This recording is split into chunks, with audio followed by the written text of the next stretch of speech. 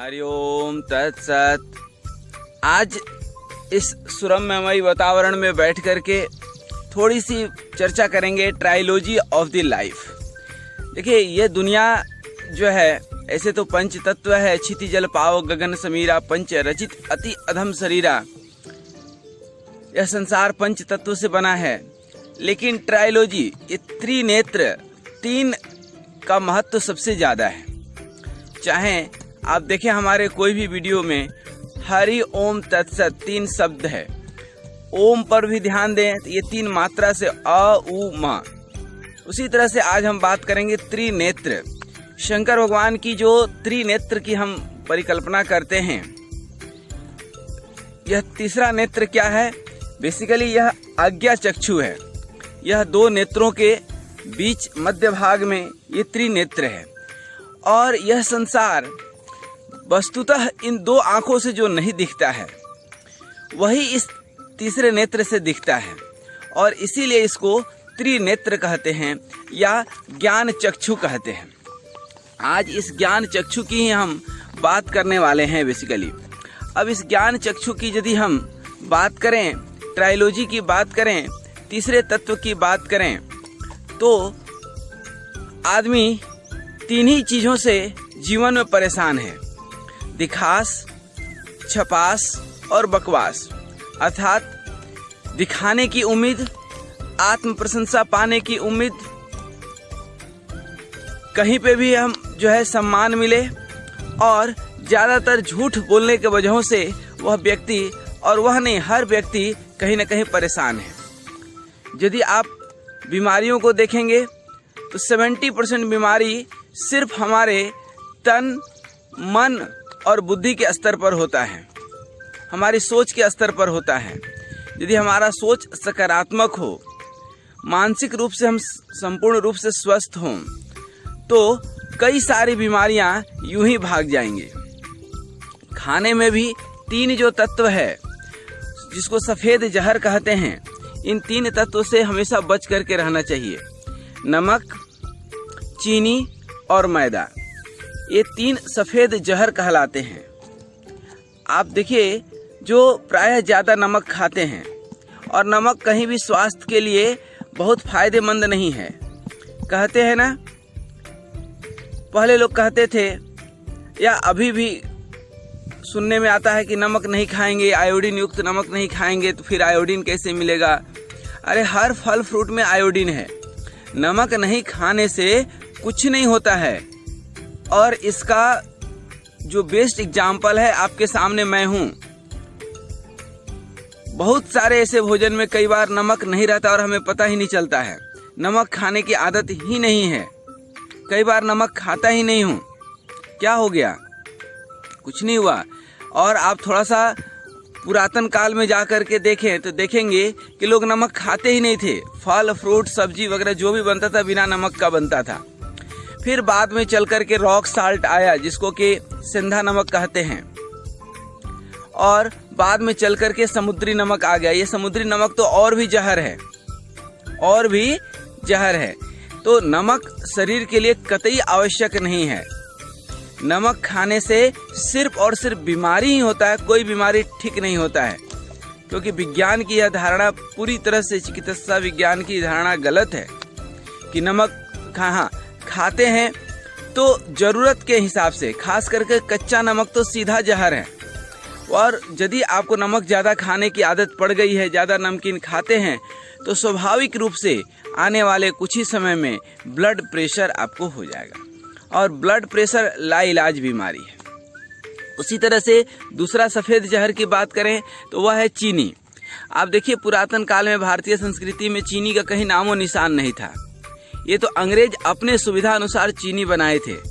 हमारे यहाँ गुड़ों की व्यवस्था थी। गुड़ जिसको मतलब कि जो है मीठा जिसको बोलते हैं, शक्कर जिसको बोलते हैं, ठीक ना, ढेला वाला, या कई सब जगहों पे काकरी बिकता है, वो काला कलर वाला, वो सबसे ज़्यादा स्वास्थ्य के लिए अति उत्तम है। चीनी डायरेक्ट जा करके हमारे ब्लड में मिलता है, और ब्लड शुगर जो है वह जो है बीमारी पैदा करता है। और ब्लड शुगर भी, जो डायबिटीज है, डायबिटिक्स एक्स जिस बीमारी के भी अंत में लग जाए, वह कभी ठीक होने वाला नहीं है। तो ये भी सफ़ेद जहर है।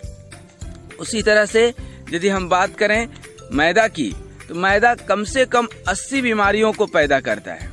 पेट में जा कर के कई बार ब्रेड खाने में बहुत अच्छा लगता है, बिस्किट खाने में बहुत अच्छा लगता है, लेकिन ये पेट खराब करते हैं। और ये तुरंत खराब नहीं करते हैं, ये तीनों सफ़ेद जहर तुरंत आक्रमण नहीं करते हैं, स्लोली स्वीट पॉइजन की तरह काम करते हैं। और अंततोगत्वा ये जो है ऐसे बीमारी को जन्म देते हैं जो लाइलाज है, कभी ठीक नहीं होने वाला है। आप सिर्फ कंट्रोल कर सकते हैं, इसको पूर्ण रूप से ठीक नहीं करते हैं। उसी तरह से ट्रायोलॉजी ऑफ लाइफ में आगे बात करें तो ये तो खाने पीने की वस्तुएं हो गई। और कुछ लोग घी नहीं खाते हैं। एक चीज़ और बताना चाहते हैं आपको, घी जरूर खाना चाहिए। घी भोजन को शुद्ध करता है, तो जिस भोजन में भी आप घी डाल सकते हैं, ठीक ना। और उसी तरह जीवन जीने का 3 आधार भी आप सुन लीजिए। ट्रायोलॉजी ऑफ लाइफ की बात कर रहे हैं तो सत्य, अहिंसा और शाकाहार। अब सत्य क्या है? अस्तो मा सद्गम्य, इतने दिनों से हमारे ये भारत का ही जो है शब्द है। अहिंसा परमो धर्म, ये हमने ही बोला है। फिर शाकाहारी। अब ये शाकाहार क्या है? आप सीधा सा गणित समझें कि ऐसा कोई भी भोज्य पदार्थ जो हमारे स्वास्थ्य को नुकसान करता है वह मांसाहार है, वो गलत है, हमारे लिए ठीक नहीं है। यदि दूध पीने से भी आपको कुछ नुकसान होता है तो दूध भी आपके लिए मांसाहार हो गया।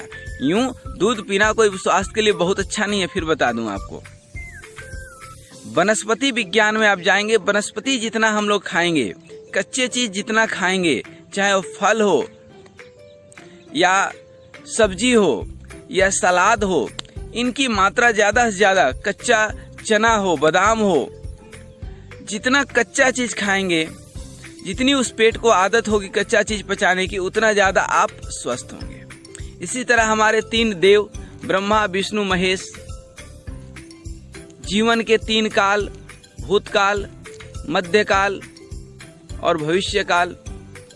इसी तरह से हमारे सनातन, पुरातन, नवनीत, तो इस तरह से ये सब काल हैं। तो this is the basically trilogy of life.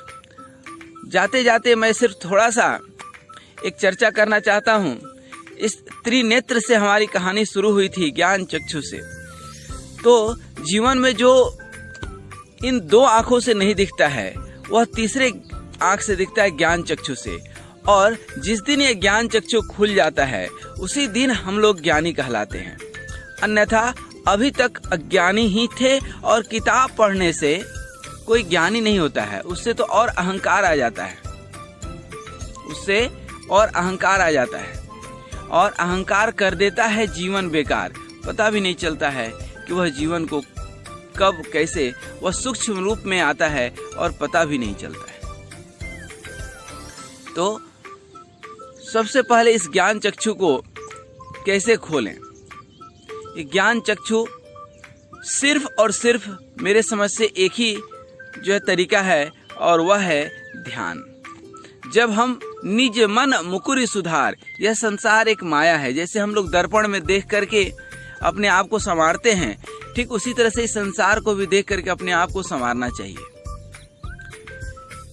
और संवारना कैसे चाहिए? हम हकीकत दुनिया में देख रहे हैं कि आए दिन लोग बीमार पड़ रहे हैं, नशा व्यसन से परिवार बर्बाद हो रहा है, शरीर बर्बाद हो रहा है, और हमारे व्यवहार से हमारे संबंध खराब हो रहे हैं, लेकिन फिर भी हम नहीं सुधरते हैं। इसीलिए तो कहा गया है निज मन मुकुरि सुधार। यह संसार को देखिए कि झूठ बोलने से लोगों की कितनी दुर्गति हुई, तो हम क्यों नहीं झूठ बोलना छोड़ते हैं?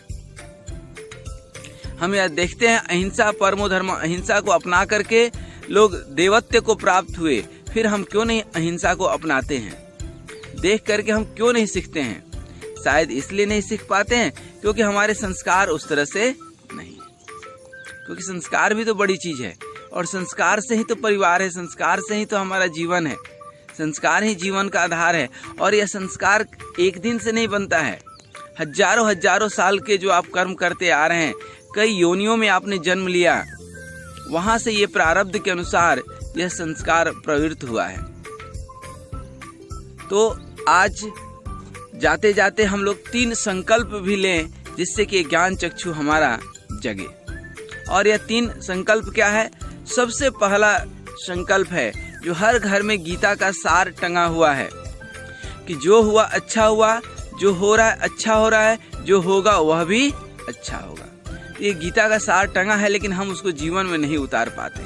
तो आज पहला संकल्प है कि हमारे साथ हमेशा अच्छा होगा। दूसरा संकल्प, हम संपूर्ण रूप से स्वस्थ हैं, क्योंकि अस्वस्थ का कारण जो है कुल इतना सा है कि हम तन मन बुद्धि तीनों स्तर पर कहीं ना कहीं बीमार पड़ते हैं। और तन की बीमारी जो है हमारे मुंह से है, अर्थात हम जो फालतू चीज़ खाते हैं उससे ही हम बीमार पड़ते हैं। तो वो सब फालतू चीज़ें बंद कर दें। हमें मालूम है कि किस चीज़ को खाने से क्या नुकसान है, वह बंद कर दें। दूसरा, मानसिक रूप से जब आप सोचते हैं कि हम संपूर्ण रूप से स्वस्थ हैं, स्वस्थ रहेंगे, तो आप स्वस्थ रहते हैं। और तीसरा संकल्प कि परम पिता परमात्मा सदा ही मेरे साथ है, हमारे साथ ही रहेगा, हमारे साथ हमेशा अच्छा ही वो करेगा, हमेशा वो हमें सद्बुद्धि देगा। ऐसी संकल्प के साथ ये तीसरा संकल्प। तो पहला संकल्प क्या हुआ कि हमारे साथ हमेशा अच्छा ही होगा, हम हमेशा सकारात्मक ऊर्जा से भरे रहेंगे, हमेशा हम अपने जीवन के प्रति सकारात्मक रहेंगे, हमारे जीवन में हमेशा शांति रहेगी। यह पहला संकल्प है। दूसरा संकल्प है कि हम संपूर्ण रूप से स्वस्थ हैं, स्वस्थ रहेंगे। तीसरा संकल्प, हमारे साथ सदा ही परमपिता परमात्मा है, खुद में खुदा है। ये 3 संकल्प के साथ आज हम विदा लेते हैं। लेकिन ये संकल्प कभी जीवन में कर करके देखिए, मजा आएगा, जीवन खुशनुमा हो जाएगा, जीवन सुखी हो जाएगा, जीवन से सारे जो है निगेटिविटी, नकारात्मक चीजें दूर हो जाएंगी। हरि ओम तत्सत, हरि ओम।